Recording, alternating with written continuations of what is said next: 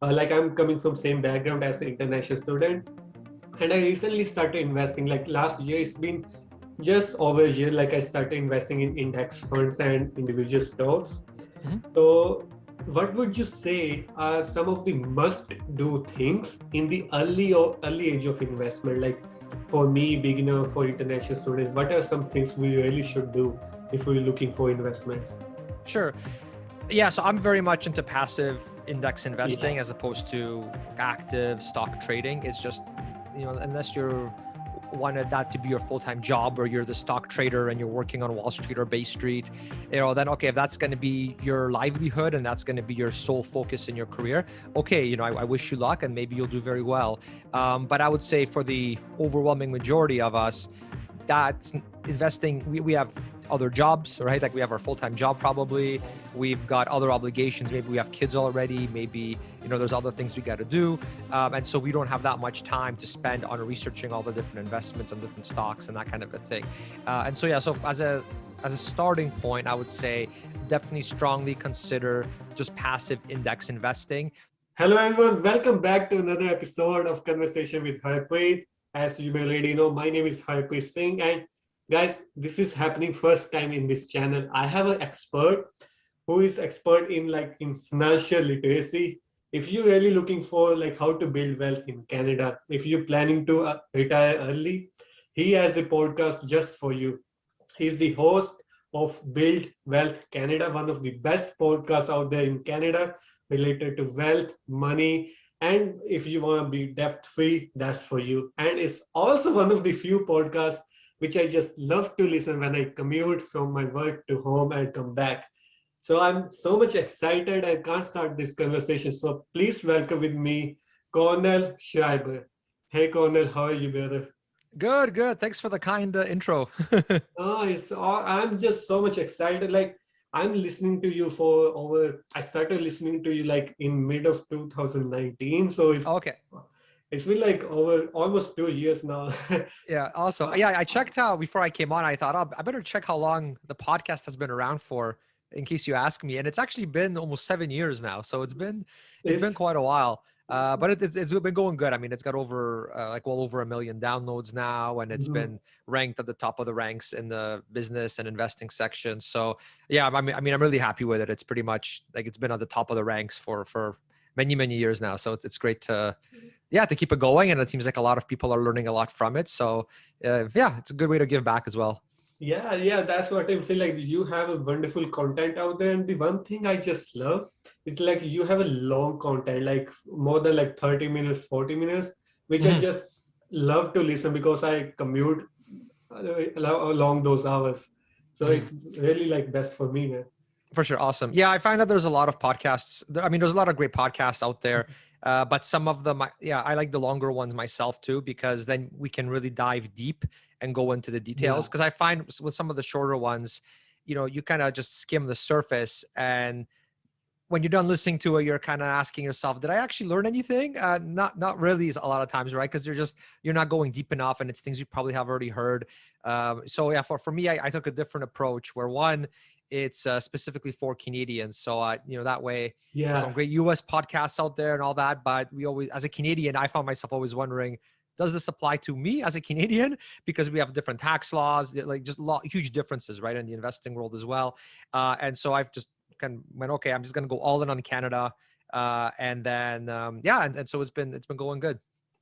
awesome, man, awesome, man. Like when we really look for your background, like I knew it, like I'm listening to you for so long time, but I also like try to do a research, and you are like one of few young people in Canada who retired early. Mhm. You like retired from your primary job, and then you started doing which you love to do, and also making money of that. Like, could you please like share your journey of childhood, like how that happened, how Sure. you just decided to retire early, man? Yeah. Yeah. So it wasn't something that I aimed for right from the beginning. But so yeah, just to give you background. So I'm actually from Poland originally. I was born there, we moved out of there back when it was still communist. And so I was in grade 1, so around 6 years old when we came to Canada. And so that's kind of the going way, way, way back. But then in terms of the wanting to retire early or at least be financially independent early, that kind of came because I was, the jobs I had, they were fine, but I always sort of wanted to work for myself, wanted to, not be reliant on an employer.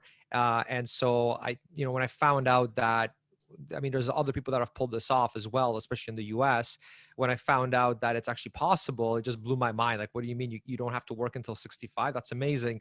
And so I sort of went down this rabbit hole of learning everything that I possibly could about that. And then I had the podcast as well, where I could interview basically the sort of the best financial experts I could find across Canada and in the US, just to learn best practices, right? Because nobody has all the answers. Everybody's got different experiences.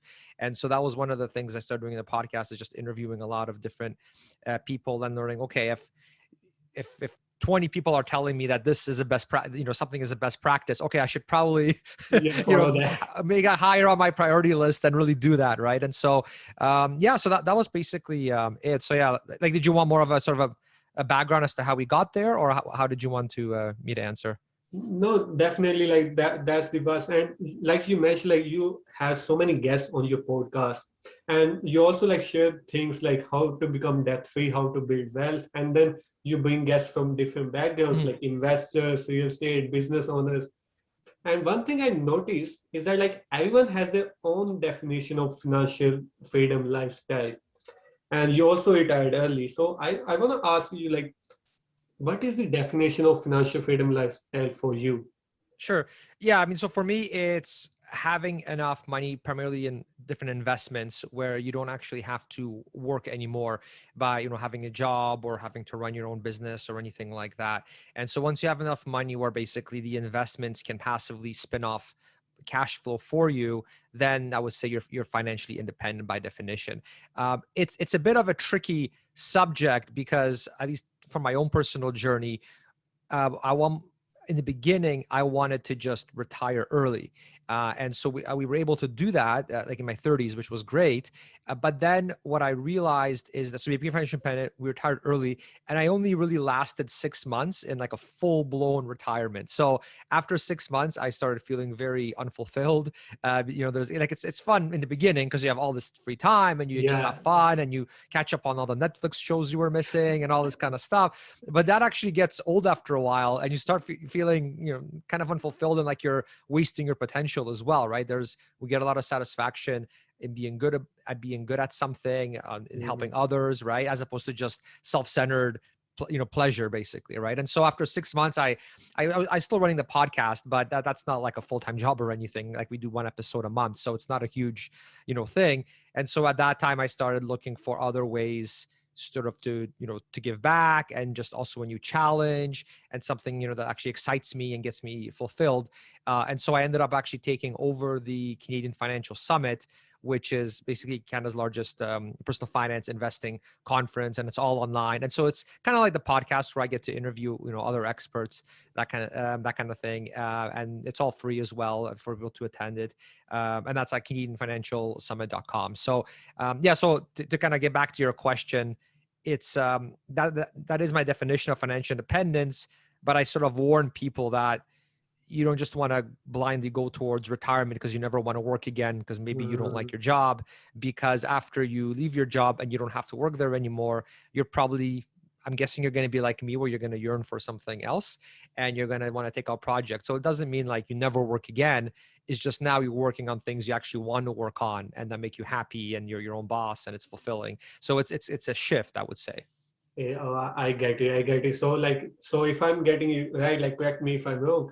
So getting retirement from your job, for someone, like, if you really want to retire, like, retire from that job, but start working on things like you really love to do. And Right. if it's like getting money to you, like, then it's even more better. Yeah. And even, at least for my own story, what I did is, while I was doing my full-time job, I basically had a side business that I started.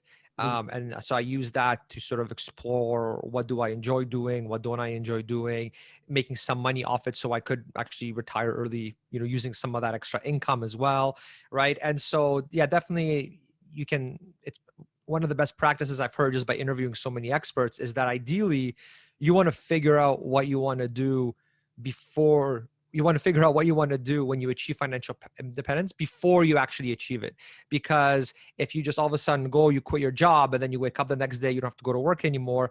Yeah, you're going to have fun for like 6 months like I did or whatever. But then eventually you might actually start feeling empty. And if you have nothing else to go towards, I mean, like you could actually get depressed or not actually, you actually won't be happy, which sounds crazy because you're like, what do you mean? I don't have to work anymore.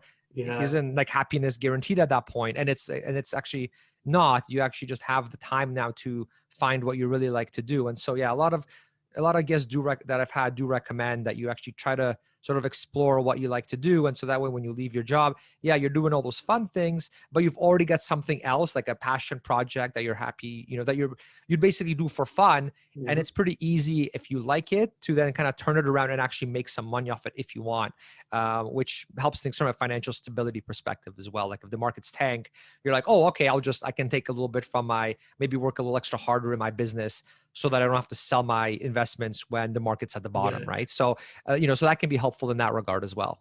Totally got it. Now I understand it. And Kornel, like now, let's start like our investment conversation. Like because this episode, I really want to target the beginners, especially like students in Canada and even international students.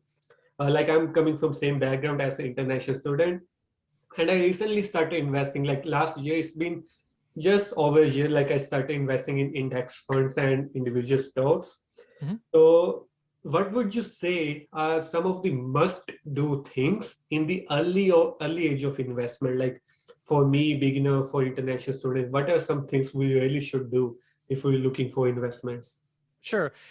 Yeah, so I'm very much into passive index investing as opposed to active stock trading. It's just, unless you're wanted that to be your full-time job or you're the stock trader and you're working on Wall Street or Bay Street, then okay, if that's going to be your livelihood and that's going to be your sole focus in your career, okay, I wish you luck and maybe you'll do very well. But I would say for the overwhelming majority of us, that's investing. We have other jobs, right? Like we have our full-time job probably. We've got other obligations. Maybe we have kids already. Maybe, there's other things we got to do. And so we don't have that much time to spend on researching all the different investments on different stocks and that kind of a thing. And so, yeah, so as a starting point, I would say definitely strongly consider just passive index investing. So you're not going to be going for those home runs where, you're trying to find the next Amazon before it becomes, Amazon, right? So you're just let that go and just say, look, I'm just going to invest in the index, just buy the whole, buy a representation of the market as a whole and just, hold long-term, and just do it that way instead of trying to kind of go for these home runs like, oh, I'm going to put all my savings into crypto, or, a while back it was before crypto, it was, oh, I'm going to put into weed stocks because marijuana is getting legalized in Canada. So let's go, and people are all doing all this speculating because they're trying to get rich quick. And some people, do okay with that, but the vast majority do not, right? And you only hear about like the success stories. You don't hear it. No one's there bragging because they lost $10,000 because they were trying to get in and then everything fell down, right? So just be really careful with that. One resource that I wanted to share with you or with your audience that I think could be helpful is, if you're going to do DIY investing in index funds, which is what I personally do and what I recommend for the overwhelming majority of people, there's different kinds of it. So there's, on the one end, we've got robo-advisors, which you're going to pay. It won't be as tax efficient. You'll be paying higher fees, but they hold your hand a bit. They make things very automated. It's very easy to get into. You don't really have to know too much. Then we get into sort of the little bit more advanced, which is it's called asset allocation ETFs, where you're just buying one ETF, and that ETF holds other ETFs that represents the whole markets across the world. And so that's a little bit more advanced, but not by much. And that's another way you can go. And then you're going to pay lower fees, and you benefit that way. And then sort of the furthest side, I would say, is buying individual ETFs, which is what I do. And when you do that, it is more complex. You have to do something called rebalancing. You have to figure out which ETFs you want to buy. It's a little bit more work, but you get the highest tax efficiency and you get the lowest possible costs. And so there's sort of the spectrum where the more hands-off you want to be, the more you're going to be paying in fees and you're going to miss out on some tax efficiency. And then when I say like time commitment, I'm not talking about 8 hours a day to manage your portfolio. It's actually very, very simple. It's a very small amount of time, but not everyone wants to kind of go to that advanced level right away. Some people are a bit intimidated. Maybe they want to ease into it. So I would say to answer your question, figure out kind of where you want to start. Do you want to just do with a robo-advisor? Do you want to do an asset allocation ETF, or do you want to do individual ETFs right away? Like I did individual ETFs right away because robo-advisors didn't exist when I first, or at least, they weren't like readily available when I first started. Asset allocation ETFs in Canada didn't exist when I first started. So I didn't really have that much of a choice, but because I invested such a long time ago, but now Canadians have really, really good options. So the resource I'll share with your readers, if you go to buildwealthcanada.ca/investing style, that is a video. So I run the Canadian Financial Summit, as I already mentioned. And one of my talks last year was on exactly this subject. Which type is right for you? What are the pros and cons of each? What can you expect to pay in fees? What's time commitment for each one? And so it was just a good educational resource so you can figure out, okay, which one is a good fit for you? And eventually you want to get to that farthest level where you're buying individual ETFs, I would say, because then, you want, when your portfolio gets big, those little tax efficiency, those little cost savings, they really add up. But in the beginning, if you're just getting started, maybe your portfolio is really small, like if you're student or you just haven't been investing before, then maybe you start off with an asset allocation ETF, keep things simple, just to not get overwhelmed by all, everything that there is to know, and then you kind of move your way. So it's buildwealthcanada.ca/investing style. And it's a free video. Like you don't have to pay for it or anything. And what would say, like, so it's very good strategy to step into the ETF, but what about those like blue chip companies? Those are like giving dividends but are not growing that much. You think like it's also good way to step into those, or like no, it's good to just step into the ETF and take low risk, be more conservative? So I don't do so. That's a good question. A lot of Canadians sort of there's this allure to dividend investing that, I invest in these big blue chip companies and they just issue dividends, and so that has this perception of being nice and stable and all that. And there's been a lot of really good research done on this about sort of being a ETF index investor just on a broad level, just buying like the entire market or a representation of the entire market versus being a dividend investor. And basically the conclusion, without going into, because that could be an episode all on its own, is just talking about, that. But the conclusion is really, you don't really care so much, or sort of the best practice and what other research has shown is that you shouldn't so much care about the dividends. What you really care is your total return. So your total return is your capital gain, so how much it actually went up in value, plus your dividends, right? So those two things added together equals your total return. So that should be your focus, right? Because you might find some company that, it's giving you a great dividend, fantastic, awesome, but so a lot of the companies that issue high dividends, they're these sort of slower growth companies, right? They're established, right? And so they're not going to be growing as much as some of these other companies that are smaller, right? And so,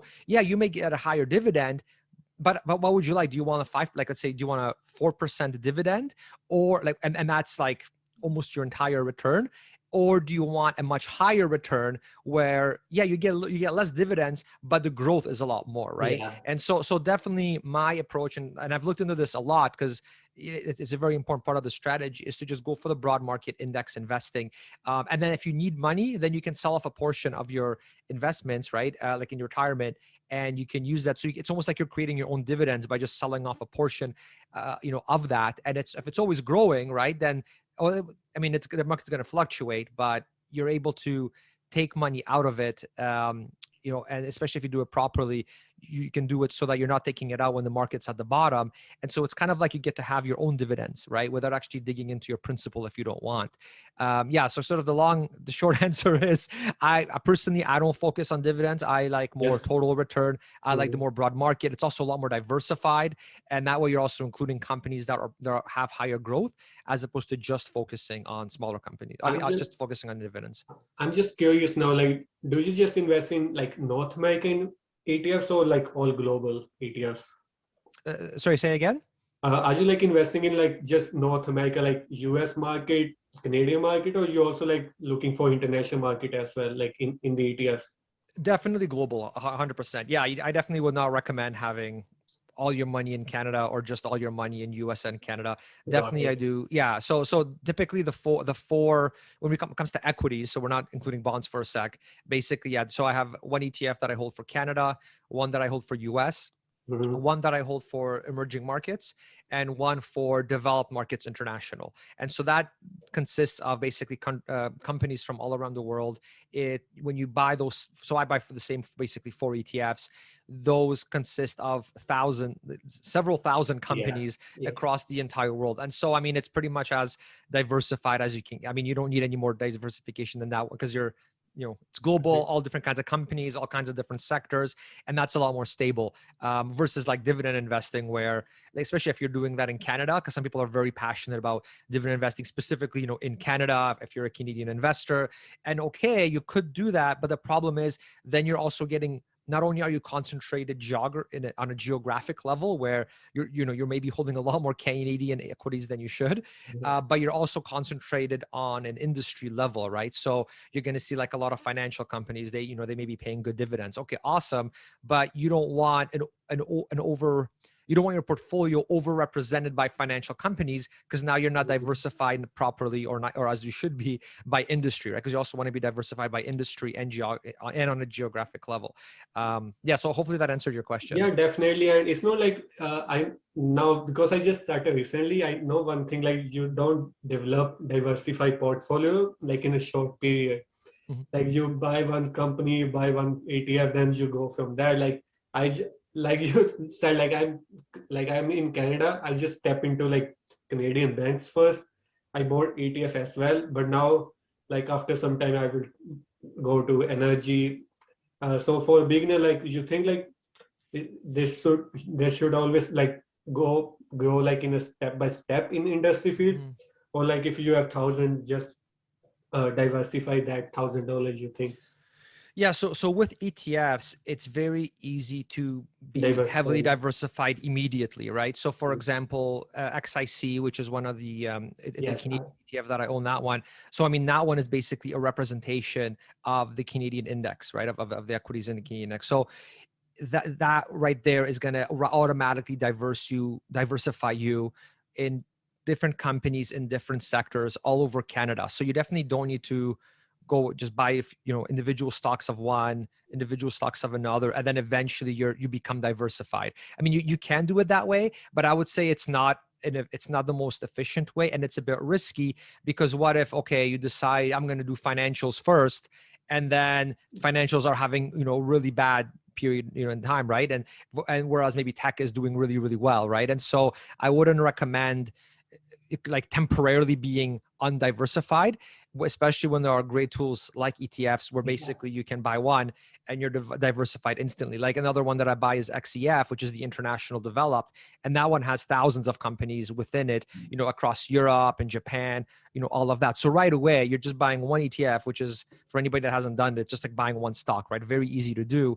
And right away, you get that instant diversification. Yeah. Got it. I completely got it now. I have another question now. And it's being very common, you might also see it, like when you open any YouTube video or like there might be any YouTube ad on it, like take this course, like you would be rich in 30 days, 60 days, take this drop shipping, or like I'm going to teach you how to do day trading. Like I'm going to ask a simple question for my listeners. You think like becoming a rich quick, like in 3 months, 6 months, or in less than a year, is stable for mass population? Like I know like people have done it, but like for majority of populations, you think like it's a stable uh, or if you think no, it's like more risky? Oh, yeah, definitely more risky. Kind of like what I said earlier, you only hear about the success stories, right? And Yeah. you only hear the good. It's kind of like going on social media, right? You're gonna see all the positives. Someone went Yeah, on yeah. vacation, they bought something.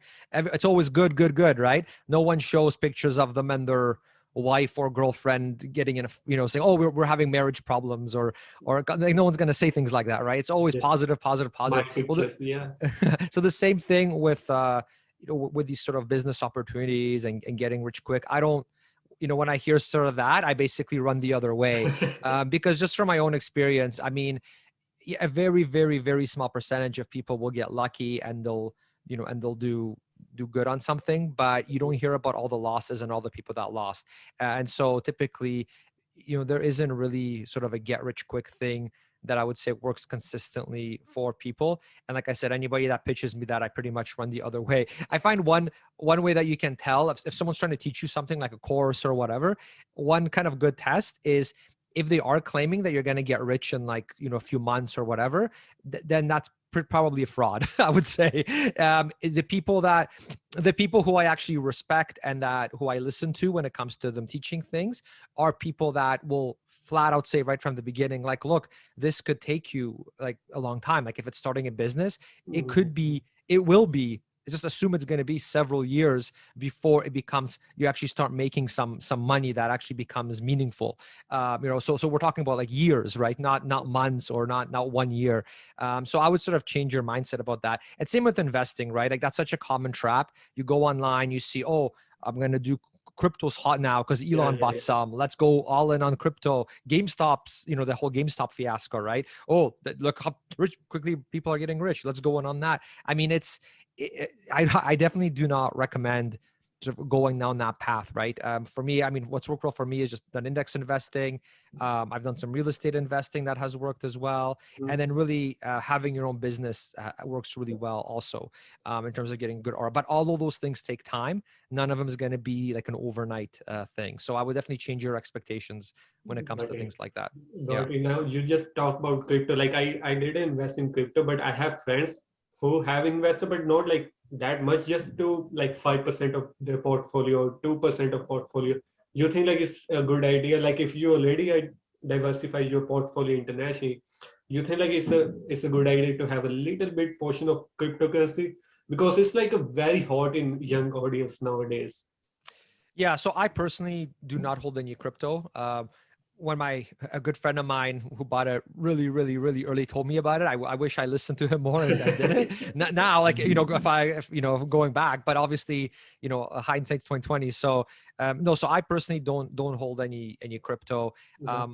I don't. So the reason I don't invest in it now, and I mean I can't say this is like true for everyone, but for me personally, why I do not invest in it myself is that one, usually when things are getting so hot and are talked about all the time, like you see it on the news, you see just it's constantly, you just hear noise about it all the time. People that normally that haven't been investing much at all or ever, and all of a sudden they're talking about it and how you should get Really? it. To me, those are warning signs that, okay, like, be careful here, because you're definitely not getting in early if you see it Mhm. on the news, or if you see like a friend who's not even in that field at all of a sudden talking about it, right? So that's one reason why I'm like, okay, I'm clearly not early anymore. If I get it now, I'm definitely not early.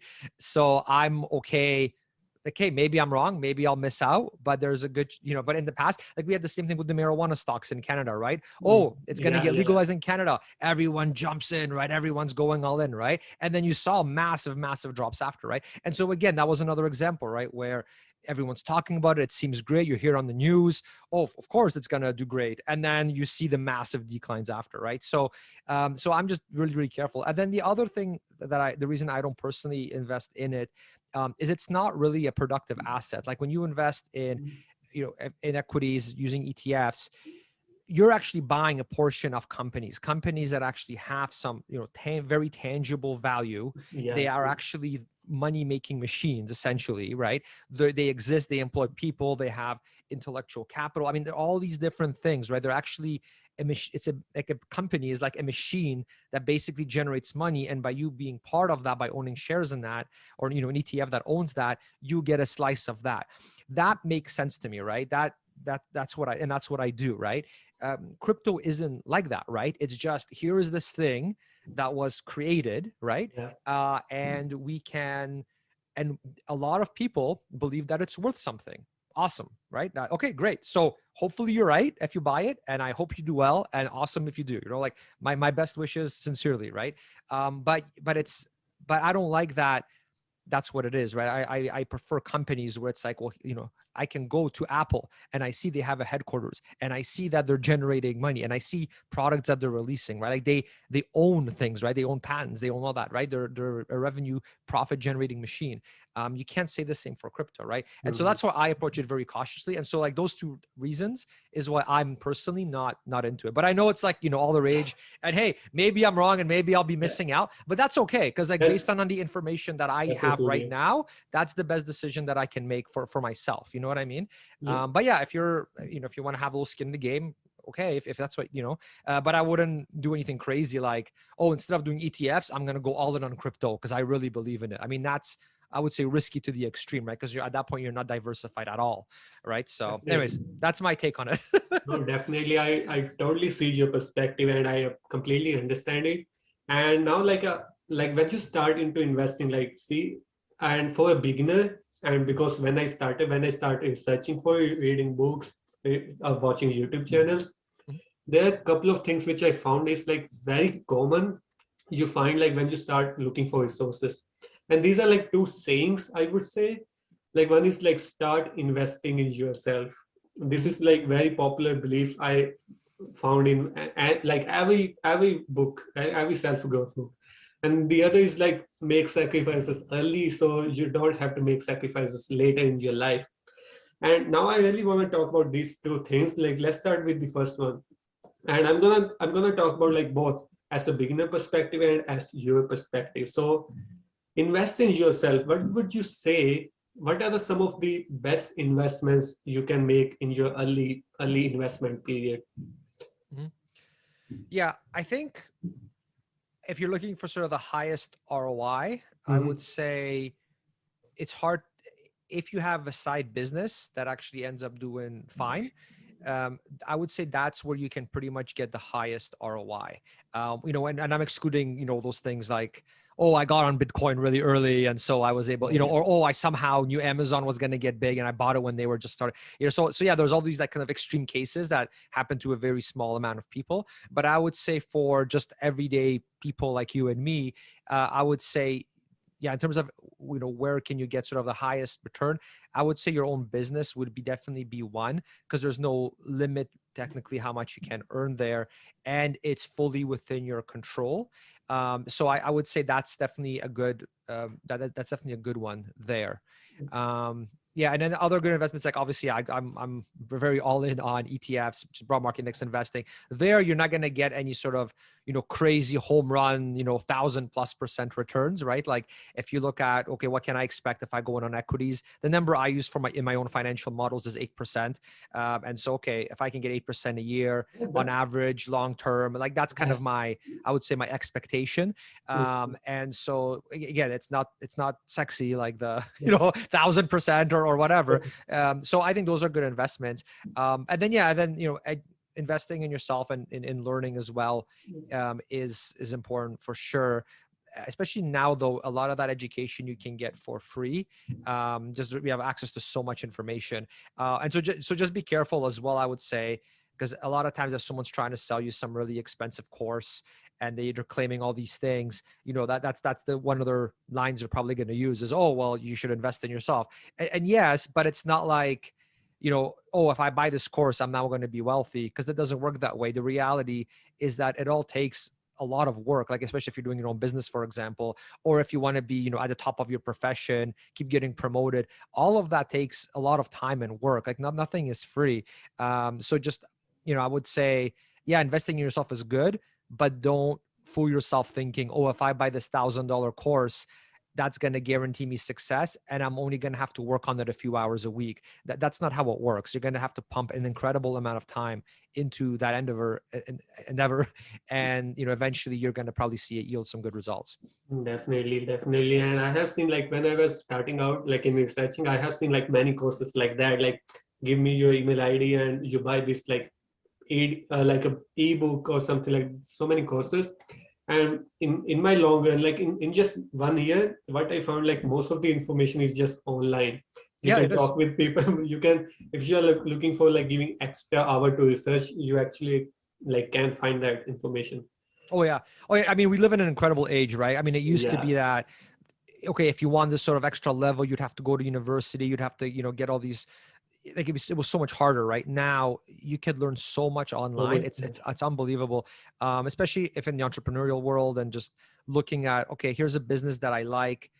Here's you study kind of what they're doing, what's working for them, right? All of like a lot of the stuff you can get for free, and I think a lot of people get caught up in this thing where they just keep buying this course after course after course. And I was Yeah, guilty of this too when I was younger, where I would just learn and learn and learn and learn. And it's great, and learning's good, and you should always keep learning, but it's not a substitution for actually doing the work. And so you actually still have to actually go then and actually apply that. Like if you're just learning 100 things and you're applying one of them, that's not a really good use of your time, right? If there's yeah. 100 things you haven't tried yet, okay, maybe start applying some of these before you buy the next course. And but I think the big thing to remember is that a lot of it is still a lot of work, and you're not going to get these results overnight. But everybody wants things quickly overnight, and everybody wants to get rich quick and all that.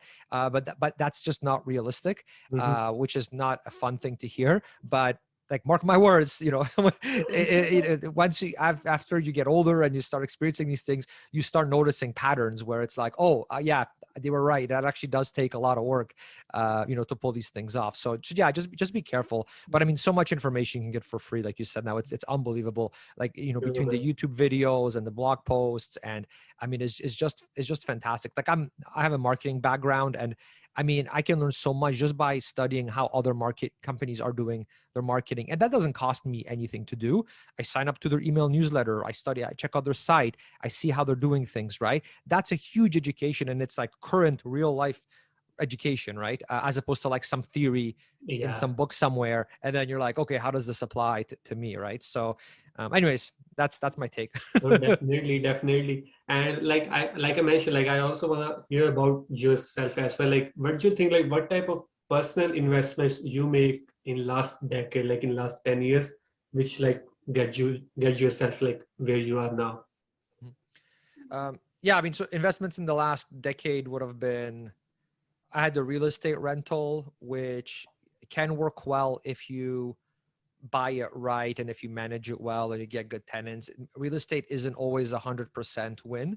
So that's one thing to be careful of, because when you start reading those real estate books and you take the courses, it makes it sound like, oh, you can make money with real estate anywhere. But that's not really true, because the rental rate that happens in a certain local area and how much Yeah, houses sell for in that area, it's a very, those two can be totally out of whack, where it's almost impossible to be able to buy a property, rent it out, and still have it pay for everything, because you paid so much for the property to begin with, right? And so that was a mistake that I made, where I read all the, like, so many books, everything I could on the subject, and then in my actual local area, I was like, oh my goodness, this is almost impossible to find a house positive using cash this flow. using these systems, just because the market's out of whack in terms of what rents are versus what houses sell for. And so you have to be careful, and you have to actually crunch the numbers, as opposed to like, oh, real estate is always great, just go with real estate. It's like, no, yeah, you actually have to do the math. Like, the math doesn't lie, right? So that's a big one. And then yeah, index investing, as we already talked about, obviously that's where I hold now. The overwhelming majority of our net worth is basically in index ETFs. So that's the other big one. And then yeah, other investments is, yeah, like just the business, investing in it. Fortunately now, like if you have an online business, it doesn't take a lot of actual money to invest in your business. A lot of it is just time, and learning how to do it, and producing the content, things like that. So I know those have been pretty much my best investments, is like sort of your own entrepreneurial endeavors. Real estate has worked out well, although that's like can be difficult and isn't for everyone. And I don't do real estate investing at all anymore, just because index investing is so much easier, and I love how passive it is. So, and then obviously, yeah, index investing, which is like what I'm known for, because that's all that I do pretty much. Yeah. But definitely. Like I have the friend like coming on the show. Like he was like a real estate agent, and he mentioned like especially like in the area of GTA, like it's very hard to get positive cash flow. Yeah. The majority of your money is gonna be like appreciation, not like the getting rents from your tenants. Like Yeah. you mentioned that. Because yeah, when you read those books or take those courses, right? They're like, oh yeah, you're gonna get X positive cash flow every month, all that, and then you put that in a spreadsheet, and then you analyze the properties in your own area, and you're like, how the heck do I do this? I would have to buy this house for like 100,000 under what they're asking to make the numbers work. This is like you Yeah. can't. I mean, good luck doing that, right? Especially now when people are overbid, are Yeah, it's going into overbidding bidding now. wars and stuff, right? So good luck. But then on the flip side, I have talked, like, for example, I had one of the guests I had on my show. He lives in some smaller town in the US, and there the numbers actually do work. So the rents just are pretty high, and the real estate prices are actually pretty low. And so in his case, like he knows in his actual local market, it's a lot easier to make the numbers work. Like you can cash flow. There's people that own, many different properties, because for whatever reason, it's just a lot more expensive to rent and it's a lot cheaper to buy. Maybe a lot of people can't buy, because they just don't have the money or whatever the case is. And so they're forced to rent. And so people that do have money are able to buy multiple properties. So it really, really depends on the local area. And like you said, with GTA, yeah, like good luck buying a single family home and getting it to cash flow, like in Brampton, right? I mean, I wish you luck. Like I tried the same thing in Kitchener-Waterloo, and it was nuts. It was like, okay, and I talked to other real estate investors, like, hey, I'm looking to buy a single family home, rent it out, that kind of thing, and they're like, that's all the people that were actually doing it aren't doing that, are not buying those kinds of properties, because it's nearly impossible to get them to cash flow. So what they would do is they would do like rent to own. There was somewhat structured rent to own deals, which are obviously a lot more now complicated. Others would do like student housing, which was working for them. Yeah. But then the problem with that, and I'm kind of getting off on a tangent here, was that with student housing, okay, awesome if you can get it to work, but that's a lot more active now because you're going to have a lot higher turnover, and you're no longer like getting your feet wet with a small, inexpensive house, right? If you're going into student rentals, people want to get into that, right? So the land value in those areas are a lot more. So you're not getting in with a couple $100,000. You're basically like, you're doing like $1 million plus pretty much, right? So it's like, okay, you want to buy your first rental property, and your first rental property is going to be $1 million plus. Me personally, when I ran into that, I was like, I don't feel comfortable, right? Like that's a pretty, like, getting your feet wet with $1 million. I'm a little too risk averse for that. So Yeah. I'm just like, I'm out. I'm not, you guys have fun. I hope you make money, but I'm like, you know what I mean? I just want to try things small before I try to make them bigger. I don't want to just bet everything on this, and hopefully it works. And if it doesn't, you're pretty much bankrupt, right? So anyways, big tangent, but yeah, good to mention to people. Totally. Like when you mention like student properties, like especially like you can't find like cheap, like kind of cheap homes in Brampton. Like there's so much flow coming in. Yeah. And, Oh, exactly. Yeah. And Kornel, like I'm gonna now because I'm curious about it. I'm gonna talk about another perspective, another saying, like make sacrifices now so you don't have to make sacrifices later. Again, like let's come on the beginner side. What you would say to me or the listeners, what type of sacrifices we are talking about? Because I don't know, like sacrifices of time, like because your lady experienced the journey. What are the sacrifices we're talking about here?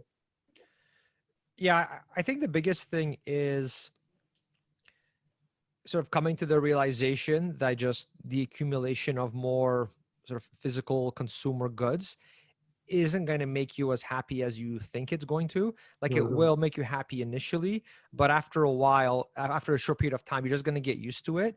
And so it's actually not going to generate the amount of happiness that you initially maybe thought that it would. And so when my wife and I were on our early retirement journey, we basically, our goal was to save 50% of our income. So basically we did, okay, my whole salary is going to go towards paying our day-to-day expenses, and my wife's salary is going to go towards like actually either saving, investing, that kind of a thing, right? So or maybe it was, I think it might have been vice versa, but regardless, like one of the people in the relationship was to cover all the costs, and the other one was okay, all that money is now being saved or, invested, that kind of a thing, right? And so that's a sacrifice that worked out really well for us, because in our case, we didn't have some like big win that let us retire. Like we didn't have some single big win that let us retire at, or be financially independent at 32. That didn't happen. It was just a bunch of little things. Like big thing was, okay, right after university, we started living together right away, my wife and I, and this is like before we even were married. And so right away we were dual income, and obviously you save a lot of money by living dual income versus like single, right? So that was a big thing. And then saving 50% of our household income, so was the other thing, right? So that really helped. Not buying too big of a house was another huge thing, right? So yeah, we sacrificed, I guess you could say, by not getting the most expensive house we could afford, but we got a fine house. It was nice, but because it wasn't too expensive, we were able to save a lot more every month and get to that 50% savings target. Yeah. Same with cars, right? That's the other really big thing that holds people back. Like right now, we drive a $15,000 Dodge Caravan that I bought used off of Kijiji, right? We only have one car because my wife is a full-time stay-at-home mom. I'm like, I guess you could say semi-retired now because I still work on the podcast and the conference. So we could have another one, but why? We don't need another car. It's a huge expense. And like I said, $15,000 for a car and this is a van, like a family van. When I went to, I saw like at the, dealership, you could get that same van, brand new, all kitted out or whatever, for I think it was like $30,000, $40,000, right? So I mean, it's such a giant range, right? So I would say we never went through any like massive sacrifices because our mindset was never, oh, we need that gigantic house that my parents have, which they had to work all their lives to get. You know what I mean? Like we're just starting off, so don't expect to have the house your parents have right away, because realize they've been working to get that for decades, right? And same with the car thing, right? It's not going to make you happier by having a $40,000 car, from a dealership. Just go get a used one. And I mean, and take that money you're saving and invest it, right? And it's going to make you, it's going to be paying you dividends every 3 months, as opposed to it just being gone. A lot of that being gone the moment you drive off the lot. So those are so I would say like the material sacrifices, which really aren't, I would say, that big of a deal. No, I completely agree with that. Like one of my mentors like really suggested me, and I didn't know that time. He suggested me like not to like spend that much money on my car. And so the first car I bought here was like 2008 model, and I bought it like cash on like about $3,500. And Nice. I'm still driving that. Yeah. So now I feel like, because when I start investing and I feel like I'm not paying any monthly installments, I know like my car value is not going down. So now I feel the value of the car. Oh yeah. So I completely agree with that. Yeah. Cars are really expensive. Even like the ongoing, like it's hard. It's easy to underestimate what it is. But I remember when we used to have 2 cars because we would both commute to work, and now we don't. So we downgrade just to 1 car and that's it. But I mean, things creep up, like everything from the oil change to repairs, getting maybe, it's sprayed for the winter so it doesn't start rusting or whatever, like all these, the insurance, right? It's actually quite a bit. It really, really, like in addition to the cost of buying it, the maintenance actually really adds up too. So if, I don't know, especially now with the COVID sort of era, right? If you're able to just work from home and go down to just 1 car per household, I mean, it will save you so much money, but also a lot of time, because that's one less car you have to go take to the shop and, clean and all this other kind of stuff too. So I think that's a really good sort of like hack, especially now that we're living in this world where a lot of people can actually work from home. Definitely. And in the previous minutes, like you were talking about like how your wife like save 15% of the household income. And there's like one movement going on in North America, like FIRE, financial independence, retire early. And I don't know much about that, but correct me again, like if I'm wrong, I think in that moment, like you save a lot of money and invest from your income, like kind of 30-40%. And you think like this is feasible for beginners or recent graduate? Like can they like start doing that, like saving and investing like 30% of their income, 40%? Or you think like it would be much better idea if they like get step into like their workplace, get stable jobs, stable income, and then they start like pushing more and more? Yeah. So I mean, I think it's the earlier you get into fire, the better, right? If that's what you want to do, just because the money's gonna, if you invest it, it's gonna start compounding, which is Yeah. basically, it grows. Plus, it gets dividends, and now if you're reinvesting those dividends, right, it's just you have a lot more of a time frame for that money to compound and grow. So definitely, I would say, yeah, the earlier you get to it, the better. And yeah, I would just say, yeah, try to save as much as you can if that is your goal. And the goal doesn't. And the interesting thing too is that the goal doesn't have to be to retire so early and never work again ever. And that's I've kind of alluded that to already earlier, because I've talked to quite a few early retirees. I follow them on the internet, others as well. And what you'll notice is that for almost every single one, like I'm talking like 95+% of these early retirees, people that have actually pulled it off, they still do what some will consider work. But the work isn't like it's like what I do, right? Where, okay, I get to talk to smart people on my podcast. That's my work. I mean, sure, people can call that work, but to me, I'm like, well, I enjoy it. This is fun, and I'm learning, and then I can take what they're telling me and use that to optimize my own investments, right? So a lot of people do that, right? Some want it to be like I had Bryson Christie on this show. They're also early retirees from Canada. She always wanted to be an author, but most authors don't get paid very much money, right? So, they did the early retirement thing by being engineers. And then once they retired, then now she can actually pursue her passion of being a writer. And that actually still makes her some money, not as much as an engineer, but I mean, it's, so kind of think of it that way, where just assume that you're still going to make some money in retirement, because chances are you're going to start you have all this time, you're going to start doing different, hobbies or things that you're passionate about. And then if you're truly passionate about it, chances are you're going to get pretty good at it because you actually love it and you do it for fun. And then after that, it doesn't take that much work to monetize it, at least a little bit, right? So, so I think with the FIRE movement, yeah, for sure, it's good to have that option where you're not reliant on an employer. But I mean, ideally find a job that you actually love. And then it's not like you have to be grinding it out doing something you hate until you reach that FIRE number, right? Like I for sure was grinding it out. I know Bryce and Christy were grinding it out as well. After interviewing them, a lot of them people were, where it's like, I'm not that into my job, but it pays money. I have the goal in mind, right? But I mean, ideally, if you can find something they actually enjoy doing, then it makes that journey a lot more enjoyable, for sure. Like really good, really good. I just like now want to like really thank you for coming on the show. Like I have just a last question here, and sure, this is like very kind of like personal and important to me.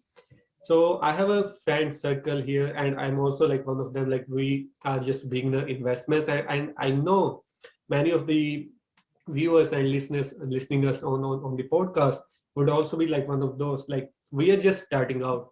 One of like I'm starting out in the ATM, other are starting out some like day trading and some cryptocurrency, but we are starting out. What are the mistakes you see people making? Because you have talked with a lot of people, you have experienced the journey. What are some of the mistakes, very common mistakes people are making in their early age? Like, could you please share those kind of mistakes so we would know like these are some of things like we should be aware of? Sure. Yeah, the video cut out a little bit there. I think we're getting a bit of a connection issue. But if I heard you correctly, it's basically top mistakes that people are making, especially when they're just getting into investing, right? Yeah. So there's a few. The one I see. So obviously, there's the big thing about people wanting to be active investors versus passive investors. So beating the market as opposed to just being happy with getting the index returns, like what I do. So that I see that some people get really hung up on that, where they're really trying to beat the market, and so they buy these courses, they subscribe to these like software that's supposed to tell them when to buy and sell, things like that. And so that's one trap that I see people falling into. So like I said, I'm very much into the passive investing style. That's all that I do. But there's such a huge industry telling people that, oh, you can get rich, you just buy our software, it's going to tell you everything, or buy our course, it's going to teach you everything. It's not that easy. And so just be really, really careful with that. And I mean, look, if you're the kind of person where you're like, this is your craft, like this is going to be your job, your career, you want to be one of the, like, if your goal is, okay, 20 years from now, I want to be the best, crypto Mhm. investing expert in Canada or the world or whatever, right? Like if that's your goal, that and your whole career is going to be like you're going to be pushing towards that. Okay, then like if that's then maybe I would say then maybe you have a shot because you're fully committed to that. But if you're not that committed, I don't know. I think just the passive investing route is just a better fit for most people. It's kind of like, look, you're either all in on this active investing thing or you're not. I don't know. I have trouble believing that people can just sort of not go sort of half-assed a little bit, right? And then still do great, because there's just too many people that you're competing against that are doing this as a full-time job. They're working for companies that have that are spending potentially millions of dollars in different research and different software and statistical modeling and all these things, right? So you're competing against these really, really intelligent people with like PhDs in this stuff. And so if you're just like, I'm going to spend like a couple hours a week on this, I mean, the odds are against you, my friend, is all like, like I wish you the best, but it's going to be pretty tough because your competition is very, very fierce. So that's kind of one mistake. And then I think the other one that I see, so eventually people kind of go over to the passive investing route. A lot of them do. And the mistake I see almost often there is people trying to time the market, where they'll be like, oh, well, I think interest rates are going to go up, and so I'm going to do X, or, oh, I think they're going to go down. So, oh, I think markets are going to go up. Oh, with Corona now, right? Speculation galore, right? Oh, I think the vaccine's going to do great and it's doing good, so I'm going to do this.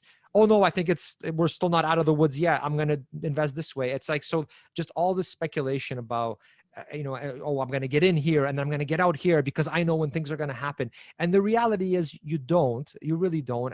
And the people on TV that tell you that they do, they also don't. And it's just, so I would say just stop trying to time things and stop having this confidence that exactly what's going to happen, because honestly you don't. Like there's people that do this for a living and even they cannot predict it with 100% accuracy, right? Or even like 90% accuracy. So what kind of chance do you have of being able to to do this, right? So for me, it's just stop trying to time it, stop trying to get all fancy, just invest now because the market goes up roughly 2/3 of the time. You're going to see it go up and like over the long term, right? So yeah, there's going to be dips, there's going to be times when it goes down, but if okay, if I put my money here and I just do index investing and it's going to go up 2/3 of the time, it's going to be up, well, wouldn't you want to get in as early as possible? Because you're going to have some dips, but I mean, it's going to be on an upward trajectory, right? Which it has been. So why wouldn't you want to get in as early as possible when you know that it's going to be sloping upwards, right? Instead of like trying to time things and you're missing out on these gains. I mean, who could have predicted that the stock market was going to recover as quickly as it did after the major collapse in Corona, right? But my portfolio fell 30%, during that time, right? And then I'm like, how am I?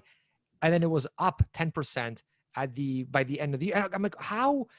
It's like it's hard to wrap your head around. You're like, we had this crazy decline. We had, it's still not fixed, right? There's still Corona, still very much of an issue here. How could you, as an index investor, how could you be up 10%, right? Because so it just goes to show, right? You can't predict these things. And so stop trying to and just get in the market and just ride it up, right? As an index investor. So I don't know, those would be my big things. And watch out for crazy high fees, like with active management mutual funds. That's been talked to death about on my show, but just we have some of the highest fees in Canada when it comes to mutual funds. And so just be crazy careful with that. Don't just go into some financial institution, tell them you want to invest, because there's a very good chance they're going to try to put you in some high fee funds. So just learn about index investing. It's so easy to do yourself now with the tools we have.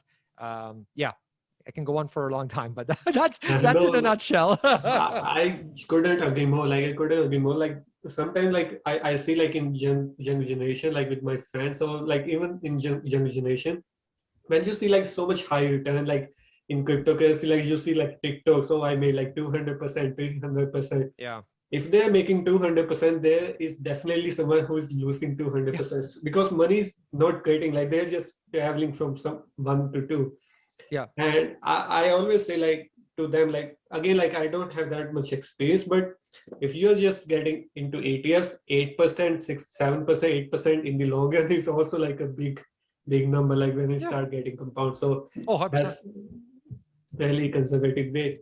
So Thank you so much, like Kornel, like thank you so much. Really like appreciate it to coming on show. Like I didn't expect you. Like I sent you the invitation. I was listening to you like for over a year now, and now we are talking now. Like Awesome. I'm so much grateful for that. No, thank you so much for coming on the show, brother. No problem. I mean, I hope you found it helpful and to your audience as well. And yeah, no, thanks so much for having me on. It's been great. And Yeah, if you want, I can send those links over in case you want to add them, like for the different resources and such. definitely. Yeah, And because like there's some good content out before there. we like end our conversation, like what's the best way to find you on the internet, and what's the best way to find your resources where Mhm. you like helping the community? Sure. Yeah. So I mean, the best the podcast, it's buildwealthcanada.ca. So if you go there, you can check it out. You can send to the newsletter, and you get sort of the different guides as well. So definitely, I would say that's the first place to go. Also, you can obviously find the podcast through whatever podcast player you're using, whether it's Apple, Google, Spotify. Yeah. Just search, excuse me, so just search Build Wealth Canada, and it'll basically come up, and you can subscribe there and listen to the episodes. On Build Wealth Canada, like 95% of the things on there are free, so you'll learn an absolute ton. Yeah, like I have an investing course, but that's pretty much it, and it's not even it's not even an expensive one. So but like, yeah, like I said, 95% of the stuff on the course is on the site is free, so you'll learn an absolute ton. And then, yeah, the Canadian Financial Summit, if you go to canadianfinancialsummit.com, that's the annual conference that I run. So you can go there even now. You can sign up, and then when I release the free tickets to attend, you'll get an email with those. So just stay tuned for that. And I mean, yeah, like last year we had was it like 30 talks, presentations from different experts in different fields in personal finance in Canada. Yeah, it's almost like the podcast, but there's video, because it's not just the podcast, it's actual videos. Some of the guests have presentations that they show, and like it's really, really good. They offer like different, like they might have give you like discounts as well if you if you're into that. But I mean, yeah, like you'll learn an absolute ton. And it's great because I mean, no matter where you are sort of on your wealth journey, it's free for anybody to attend. So it's not like we're holding things back because Yeah. you're not some like crazy rich investor, right? Like everybody has access to it, everybody can join it. And yeah, and it's like the podcast but condensed, because it's over 4 days, and you can see all the videos there from all the different experts. It's great. I'm really excited about it. I ran it last year, I took it over, and then myself and the other owners are going to be doing it again this year. It's going to be like end of September, October. So yeah, but you can go to that site at any time, sign up, and I'll send you an email when the tickets are available. Awesome, brother. Awesome. Thank you so much. I will definitely share all the links in the description box. So please check those all the links. And look, thank you so much, Cornel, again, like for coming on the show, brother. Awesome. Yeah, thanks for having me. It's great to meet you in person, or I guess virtually. Yeah. All right. Take care. See you. Thank you for watching this video, everybody. If you haven't done so, please subscribe to this channel and give this video a like. In that way, YouTube algorithm will help my channel to reach out to more and more people so that they can also watch these videos. If you're looking for similar videos like this one, please check out these two videos, and I'm sure you would also love them. Thank you so much, and I'll see you in the next video.